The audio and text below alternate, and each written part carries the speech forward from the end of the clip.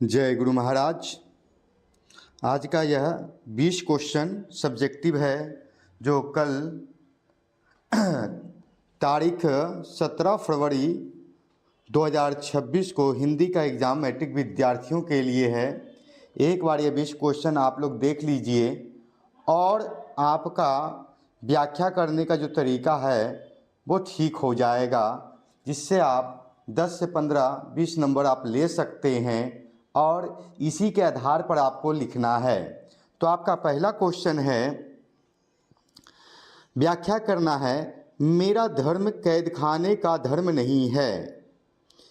यह जो क्वेश्चन है गांधी जी के चैप्टर से है। गांधी जी के अनुसार अहिंसक प्रतिरोध सबसे उदात्त और बढ़िया शिक्षा है। उनके अनुसार शिक्षा का जरूरी अंग यह होना चाहिए कि बालक जीवन संग्राम में प्रेम से घृणा को, सत्य से असत्य को और कष्ट सहन से हिंसा को आसानी के साथ जीतना सीखे।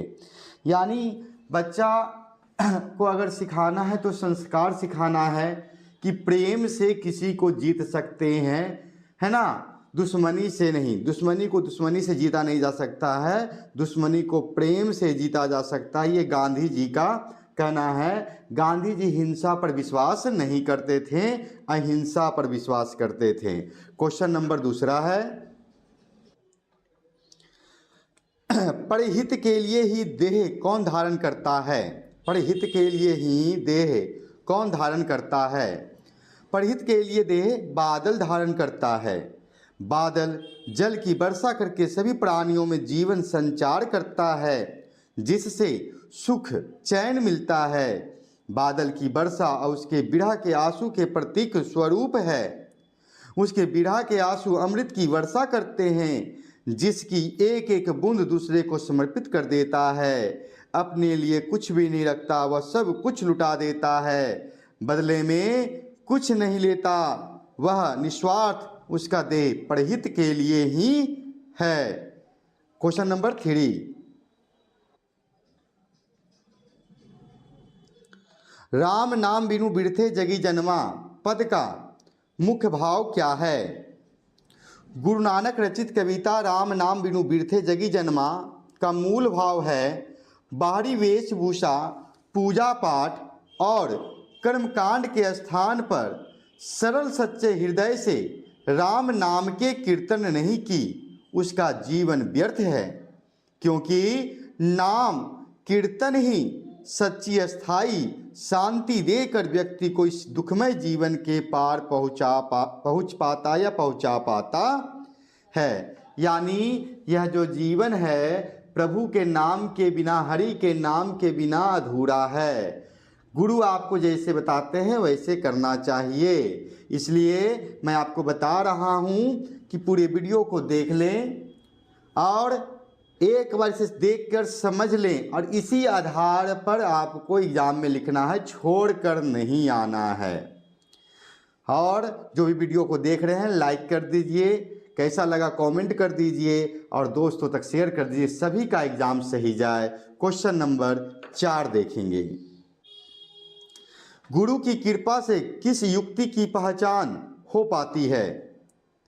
गुरु की कृपा से ही ईश्वर की प्राप्ति होती है।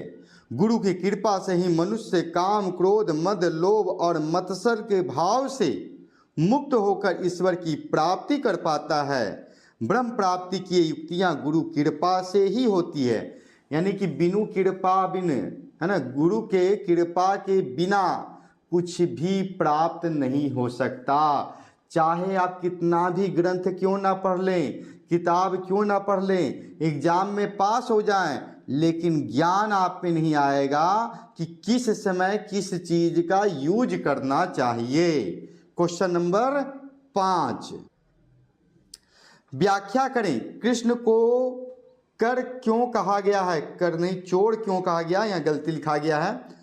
कृष्ण को चोर क्यों कहा गया है? कवि का अभिप्राय स्पष्ट करें। कवि रसकान कृष्ण और राधा के सुंदर और मोहक छवि का बखान करते हुए कहते हैं कि उनके मनमोहक छवि को देखकर मन पूर्णतः मन मुग्ध हो गया है। यह लगता है कि यह शरीर मन और चित्त रहित हो गया है। अब उन्हें कुछ भी दिखाई नहीं देता, केवल कृष्ण ही उनके स्मृति पटल पर अंकित रहते हैं। इसलिए चित्त को हरने वाले कृष्ण को चोर कहा गया है, इन्हीं को चित्त चोर भी कहा गया है। यानी कृष्ण को देखकर मन ऐसा मोह जाता है कि उनसे छवि नहीं हटती है। जिस तरह से राम भक्ति कृष्ण भक्त हुए कि अपने आप में ही वो विलीन हो गए, राम में विलीन हो गए। जैसे हनुमान जी को देखिए, उनको राम के नाम के सिवा कुछ नहीं अच्छा लगता है। जहाँ राम का नाम होता है वहाँ बजरंगबली पहुँच जाते हैं। इसलिए कि राम का नाम लेकर आप भी एग्जाम में प्रवेश करें और आपका भी एग्जाम अच्छा जाए। क्वेश्चन नंबर 6 व्याख्या करना है। रस खानी कवों इन आखिन सौ वर्ज के बनबाग तराग निहारों। इसकी व्याख्या है, संप्रदाय मुक्त कृष्ण भक्त कवि रसखान ने, है ना, क्वेश्चन आ जाएगा रसखान किस भक्त किनके कवि थे, तो कृष्ण भक्त कवि थे, है ना। माली मालिन कृष्ण और राधा को कहा गया है। यहाँ माली और मालिन किसे कहा गया है? कृष्ण और राधा को कहा गया है, क्योंकि कवि राधा कृष्ण के प्रेम में युगल रूप को प्रेम भरे नेत्रों से देखा है।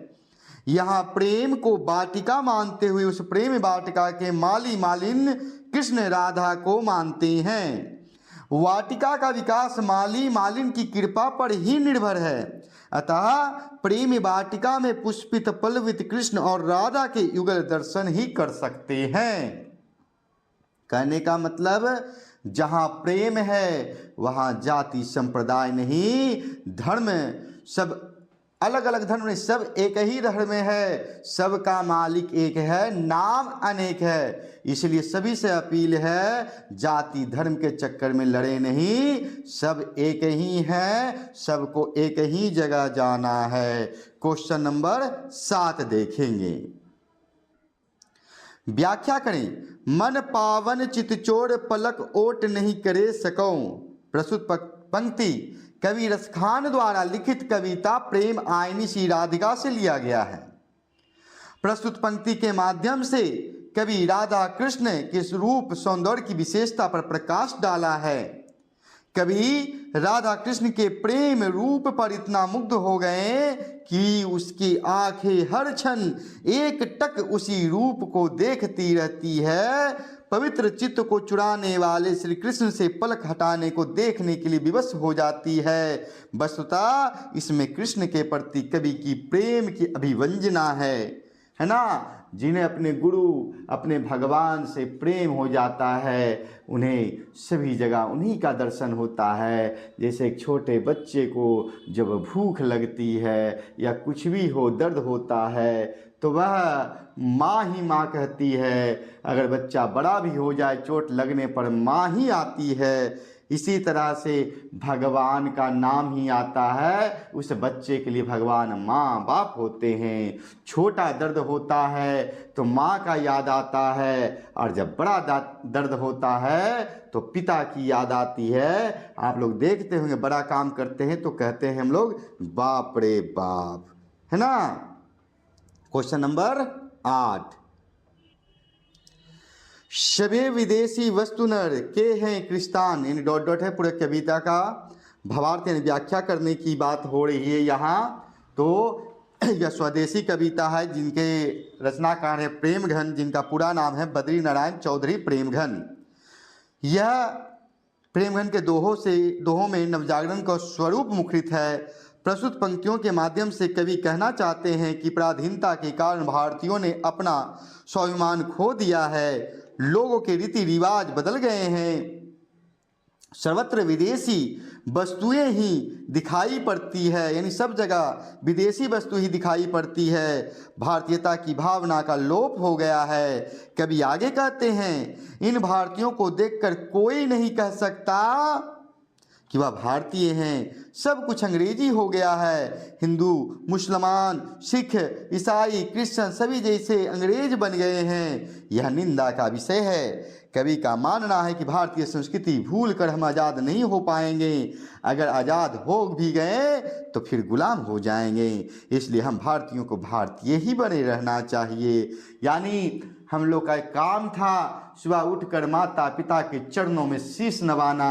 आजकल लोग भूल गए हैं। गुड मॉर्निंग, गुड आफ्टरनून कहते हैं और सभी के बाल बच्चे ऐसे बोलते हैं तो उनके माता पिता भी खुश होते हैं कि अंग्रेजी हो गए।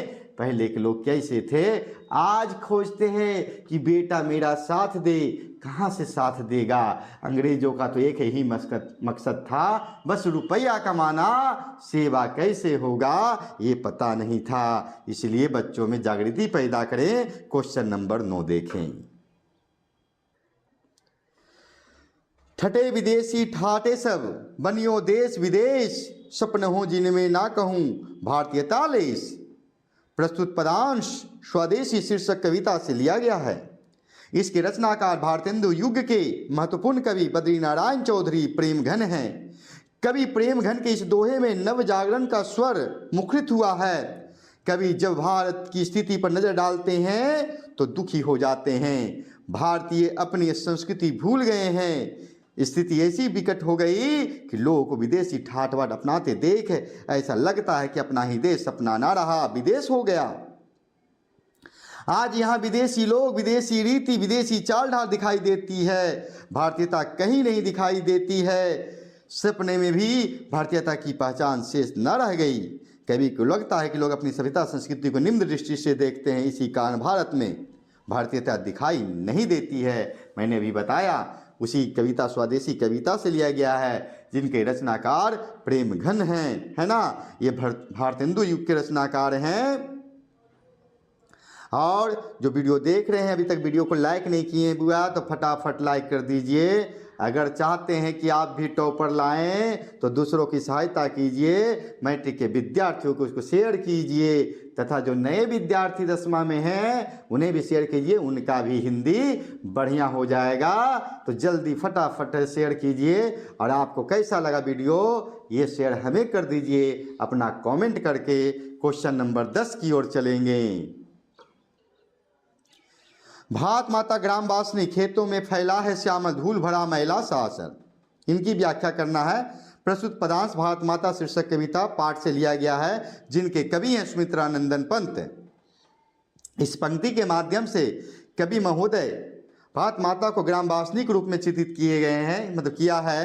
कहने का मतलब कि भारत माता शहर में नहीं गाँव में बसते हैं। कवि का कहना है भारत की अधिकांश जनता गाँव में निवास करती है। साथ ही प्रकृति का अनुपम सौंदर्य ग्रामीण क्षेत्रों में ही देखने को मिलता है।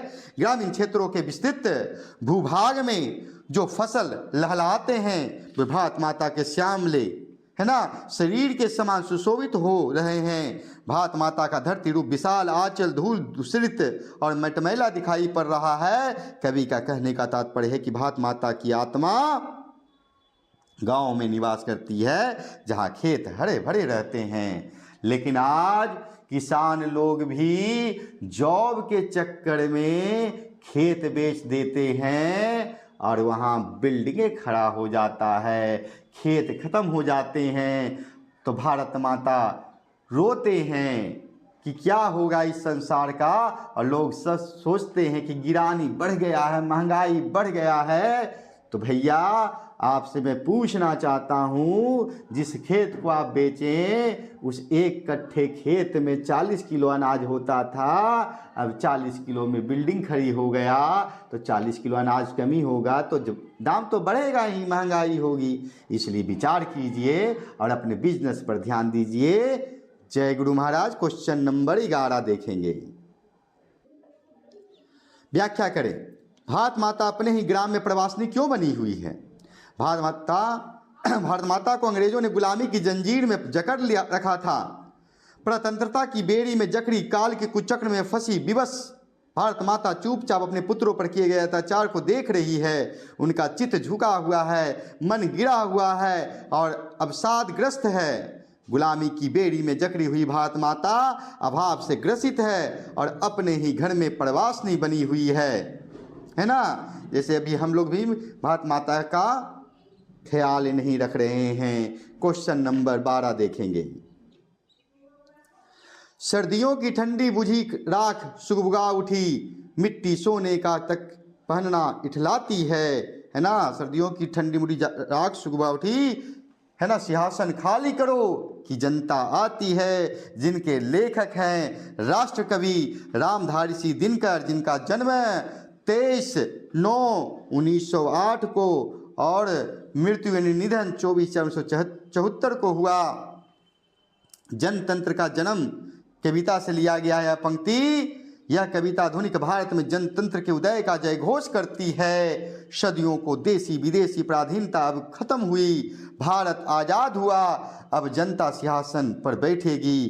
कवि कहते हैं कि अब सदियों की ठंडी बुझी आग सुगुआ उठी, आज़ादी के बाद भारत को मिट्टी सोने का ताज पहनकर खिलाती है, गर्व महसूस करती है। समय का घर घर नाद, नव जागरण की आवाज़ सबको सुननी चाहिए।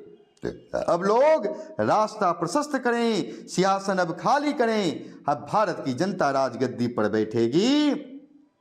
इसीलिए पुराने युग में नहीं जिए, युग नया कीजिए, पढ़ाई को नया कीजिए नए तरीके से। हम लोग नहीं पढ़े तो बच्चों को पढ़ाएंगे, ध्यान देंगे, केयर करेंगे। ये नहीं कि कमाने के पीछे इतने पागल हो गए कि बच्चे को तो स्कूल भेज रहे हैं लेकिन बच्चे पर केयर नहीं करेंगे कि बच्चा क्या पढ़ रहा है। तो गलती इसमें किसी और की नहीं, गार्जियन का है। मात्र आधा घंटा प्रत्येक दिन आप समय दीजिए, आपका बच्चा संस्कारी होगा, इधर से उधर नहीं भटकेगा। क्वेश्चन नंबर 13 हम लोग देखते हैं। देवता कहीं सड़कों पर गिट्टी तोड़ रहे हैं, देवता मिलेंगे खेतों में खलिहानों में। प्रस्तुत पदांश जनतंत्र का जन्म कविता से ली गई है, जिनके रचनाकार राष्ट्र कवि रामधारी सिंह दिनकर हैं। इस कविता के माध्यम से कवि महोदय कहते हैं कि सदियों की पराधीनताओं के बाद स्वतंत्रता प्राप्त हुई और भारत में जनतंत्र की प्राण प्रतिष्ठा हुई। कवि स्वतंत्रता प्राप्ति का श्रेय भारतीय जनता को देते हैं। कवि सच्चे अर्थों में उन मेहनतकशों को देवता माना है जो दिन रात खेतों खलिहानों तथा सड़कों पर खून पसीना बहाते हैं। देश का आर्थिक विकास इन्हीं पर निर्भर करता है। इन्हें ढूंढने के लिए मंदिरों, राजमहलों और तहखानों में जाने की आवश्यकता नहीं है। ये खेतों खलिहानों या सड़कों पर खून पसीना बहाते मिल जाएंगे, मेहनत करते मिल जाएंगे, है ना। ये जनतंत्र का है, यानी भगवान आपके पास हैं। माता पिता कितना मेहनत करते हैं आप लोग के लिए, लेकिन आप लोग एक दिन भी ना पढ़ें और अंतिम समय में लगता है गुरुजी ऐसा क्वेश्चन बता दें कि यही एग्जाम में आए। 365 दिन में अगर याद कर लेते तो आज इतना सोचना नहीं पड़ता। लेकिन आज भी बच्चों को मैं कहता हूँ पूरा देख लें, और मैं बताया लिख कर आना है। इसी माध्यम से आपका रिजल्ट आएगा, पक्का आएगा। और आगे की तैयारी फिर लगन से कीजिए, आराम से नहीं कीजिए। और जो अभी तक वीडियो को लाइक नहीं किए हैं लाइक कर दीजिए। क्वेश्चन नंबर 14 देख लेते हैं। मानव का रचा सूरज मानव को भाव बनाकर सोख गया। प्रस्तुत व्याख्या पंक्तियां कवि सच्चिदानंद हीरानंद बादशाह अगे द्वारा रचित कविता हिरोशिमा से उद्धृत है। कविता अतीत को भीषणतम मानवीय दुर्घटना का ही साक्ष्य नहीं है, बल्कि आणविक आयुधों की होड़ में फंसी आज की वैश्विक राजनीति से उपजते संकट की आशंकाओं से भी जुड़ी है। आधुनिक सभ्यता की दुर्दशा मानवीय भविष्य का चित्रण करने वाली यह कविता है। एक अनिवार्य प्रासंगिक चेतावनी भी है। कवि कहते हैं अणु विस्फोट का वह सूर्य मनुष्य के द्वारा ही रचा गया था, कोई ही भाप बनाकर सोख गया था। कवि उस विनाश लीला और मनुष्य की भयानकता की याद दिलाता है कि किस प्रकार मानव निर्मित सूरज से मानव को नामो निशान मिटा दिया था। कवि चेतावनी देते हुए कहते हैं कि मानवता की रक्षा के लिए अमानवीय प्रयोगों से परहेज करना चाहिए। यानी बदला की भावना छोड़ देना चाहिए। किसी कोई आगे बढ़ रहा है तो जलन नहीं करो, तुम भी आगे बढ़ने की कोशिश करो। आप देखते हैं कि गाड़ी के पीछे लिखा रहता है जलो नहीं, बराबरी करो। और हम कहते हैं जलो भी नहीं, बराबरी भी मत करो, आगे बढ़ने की कोशिश करो, क्योंकि आगे बढ़िएगा तभी तो लोग आपको देखकर आगे बढ़ेंगे। क्वेश्चन नंबर 15, मनुष्य की छाएं कहाँ और क्यों पड़ी हुई है? हिरोशिमा में परमाणु बम के विस्फोट से रोशनी पैदा हुई तो सभी मनुष्य, घास, पेड़ पौधे राख हो गए। मानव जीवन की छाएं दिशाहीन सब ओर पड़ी थी, सभी चित्रे चित्रे होकर व्योम फैल गए थे। आगे मानव जन बचे ही नहीं, सब भाप बनकर उड़ गए। छाएं अभी लिखी है झुलसे हुए पत्थरों पर और उजड़ी सड़क के धरातल पर। यह जो हिरोशिमा पर बम गिराया था वह अमेरिका ने गिराया, और अभी भी मैं कहता हूँ वो किसी का नहीं हो सकता, इसलिए अमेरिका पर विश्वास ना करो। और जो अपने परिवार पर विश्वास नहीं करते उनके बाहरी आदमी फायदा उठाते हैं, इसलिए घर की बातों को बाहर ना करें। अगर घर की बात बाहर कर दिए तो घर का विनाश, आपका विनाश निश्चित है। क्वेश्चन नंबर 16 देखेंगे। धूप में, बारिश में, गर्मी में, सर्दी में हमेशा चौकन्ना अपनी खाकी वर्दी में। कुंवर नारायण की कविता एक वृक्ष की हत्या से यह पंक्ति उद्धृत है। तुरंत काटे गए एक वृक्ष के बहाने पर्यावरण, मनुष्य और सभ्यता के विनाश की अंतर्व्यथा को अभिव्यक्त करती यह कविता आज के समय की अपरिहार्य चिंताओं और संवेदनाओं का संरचनात्मक अभिलेख है। बूढ़ा चौकीदार वृक्ष धूप एवं बारिश, गर्मी एवं सर्दी में हमेशा अपनी खाकी वर्दी में सावधान खड़ा दिखाई पड़ता था। आज वह कट गया है। वृक्ष की कटाई मनुष्यता के विनाश की ओर बढ़ने वाला एक एक कदम है। क्वेश्चन नंबर 17 देखेंगे। वृक्ष और कवि में क्या संवाद होता है? कवि के घर के दरवाजे पर एक चौकीदार की भांति बूढ़ा वृक्ष खड़ा था। जब कवि दरवाजे की ओर आता तो लड़काता कौन? तब उत्तर मिलता दोस्त। कभी उसके दोस्त के समान था, कभी पल भर भी उसकी ठंडी छांव में बैठ जाता था, कभी उसकी रक्षा करता था, कभी को उस प्रेम के दुश्मनों का भय था, है ना। कभी को उस पेड़ के दुश्मनों का भय था कि कब कौन काट देगा। आज भी देखिए पेड़ कट रहे हैं, कैसे जिंदगी होगा। आप लोग 6th क्लास में पढ़े थे, पेड़ ने सब कुछ दे दिया कि बच्चे को, अंत में जब बूढ़ा हुआ तो कहता है अब क्या लेने आए हो, चलो मेरा ठुड्डी बचा हुआ है बैठ जाओ। पेड़ तो सब दान दिया, लेकिन पेड़ का हम लोग क्या किए? उसका विनाश किए। पेड़ का विनाश नहीं हुआ, ये मत सोचिए कि पेड़ का विनाश हुआ। अपना विनाश रच रहे हैं, अपने विनाश का लिख रहे हैं। क्वेश्चन नंबर 18 देखेंगे। कवि वीरेंद्र डंगवाल के अनुसार धमाके से कहाँ देवी जागरण हुआ?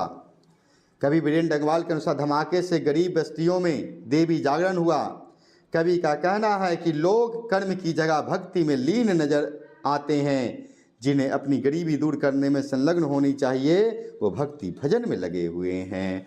यानी कहने का मतलब जो ढोलक बजाते हैं, बैंड बजाते हैं, पूरे आवाज़ करते हैं, डीजे लाइट लगाते हैं, पूरा सजाते हैं, अगर उतने पैसा में गांव में कोई अच्छा सा काम कर दें तो गरीबों का भला होगा। लेकिन आज देखिए एक एक जागरण में लाखों रुपया खर्च कर देते हैं लोग और कहते हैं सरकार मेरी मदद नहीं करता। सरकार मदद उसी का करता है जो खुद की मदद करता है। लोग कहते हैं कि सरकार अमीरों का है।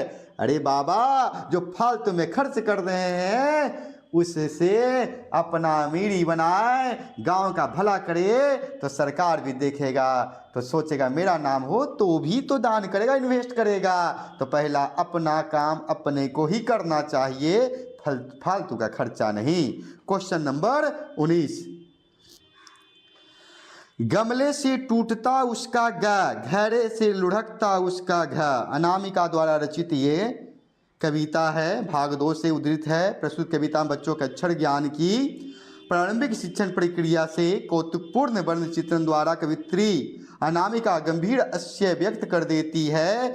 ग गमले जैसा टूटता हुआ बच्चा लिखता है, घ घड़े से लुढ़कता हुआ बालक लिखता है। जीवन के विकास में भी टूटना और लुढ़कना मनुष्य को पड़ता है।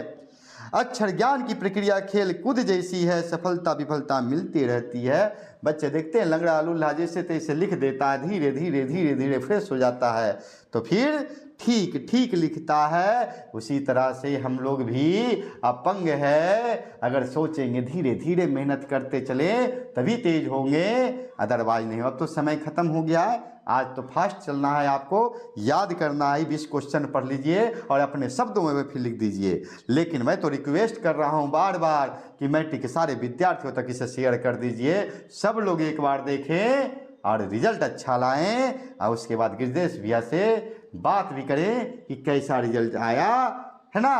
क्वेश्चन नंबर 20 देखेंगे, जो कि आज इस वीडियो का अंतिम क्वेश्चन है।